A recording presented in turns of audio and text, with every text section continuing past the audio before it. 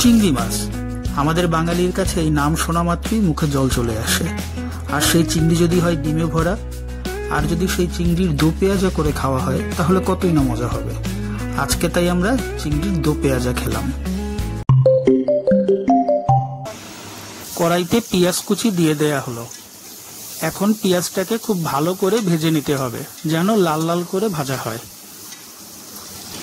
পেঁয়াজ ভাজা হয়ে গেছে। এবার এর ভিতরে দেয়া হলো জিরে বাটা, কাঁচামরিচ বাটা, আদা বাটা আর নারকেল বাটা।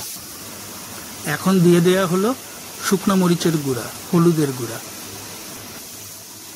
মশলা কষানো হয়ে গেল। এখন চিংড়ি মাছগুলো এর ভিতরে দিয়ে দেয়া হচ্ছে।